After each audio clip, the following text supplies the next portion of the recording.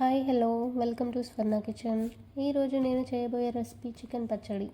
చాలా సింపుల్గా నేను చెప్పిన కొలతలతో మీరు ట్రై చేసి చూడండి. ఖచ్చితంగా సూపర్ టేస్టీగా వస్తుంది. 2 లేదా 3 నెలలైనా పాడవకుండా ఉంటుంది. మీరు ఫ్రిడ్జ్లో కానీ బయట కానీ స్టోర్ చేసుకోవచ్చు. నీట్గా వాష్ చేసిన 1 kg చికెన్, బోన్ అయినా బోన్లెస్ అయినా తీసుకోండి. నేనైతే విత్ బోన్ తీసుకున్న. చికెన్ చిన్న చిన్న ముక్కలుగా కట్ చేసుకోండి. ఇలా కట్ చేసుకోవడం వల్ల ఉప్పు, కారం, మసాలా పీసెస్కి చాలా బాగా అబ్జర్వ్ చేసుకొని టేస్టీగా ఉంటుంది. ఇప్పుడు ఈ చికెన్ని తీసుకొని నాన్ స్టిక్ ప్యాన్లో వేసి స్టవ్ మీద మీడియం ఫ్లేమ్లో పెట్టేయండి.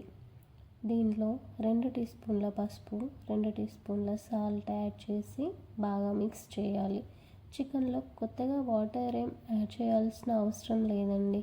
కాసేపటికి చికెన్లోనే ఉన్న వాటర్ మొత్తం బయటికి వచ్చేస్తుంది. ముక్కలు విరిగిపోకుండా జాగ్రత్తగా అలా కలుపుతూనే ఉండాలి. కాసేపటి తర్వాత వాటర్ మొత్తం డ్రై అయిపోతుంది. ఇప్పుడు ఒక కడాయి స్టవ్ మీద పెట్టి 2 cups ఆఫ్ ఆయిల్ యాడ్ చేసుకోండి.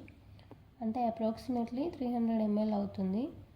ఆయిల్ హీట్ అయ్యాక మనం ఫ్రై చేసిన చికెన్ని యాడ్ చేయాలి. స్టవ్ మీడియం ఫ్లేమ్లో పెట్టి చికెన్ గోల్డెన్ కలర్ వచ్చే వరకు ఫ్రై చేయండి. అంతకన్నా ఎక్కువ ఫ్రై చేస్తే ముక్క గట్టిగా అవుతుంది. తక్కువ ఫ్రై చేస్తే పచ్చడి త్వరగా చెడిపోతుంది. అందుకే కొంచెం గోల్డెన్ కలర్ వచ్చే వరకు ఫ్రై చేయండి. ఈ స్టేజ్లో ముక్కలు కలుపుతుంటే గలగల సౌండ్ రావాలి. ఆ తర్వాత ఇందులో 2 టేబుల్ స్పూన్ అల్లం వెల్లుల్లి ఫ్రెష్గా నూరుకున్న పేస్ట్ వేసి బాగా కలపండి. అల్లం పచ్చివాసన పోయే వరకు ఫ్రై చేయాలి. మేము ఆయిల్ ఎక్కువగా యూస్ చేయం కాబట్టి 300 ml తీసుకున్నాం. ఆయిల్ ఎక్కువగా యూస్ చేసేవారైతే కేజీ చికెన్కి 500 ml కరెక్ట్గా సరిపోతుంది. ఇప్పుడు స్టవ్ సిమ్లో పెట్టి ఇందులో 1 కప్ కారం వేసి బాగా మిక్స్ చేసేయాలి. అంటే అప్రాక్సిమేట్లీ 6 టేబుల్ స్పూన్స్ అవుతుంది. 1 టీ స్పూన్ సాల్ట్ వేయాలి.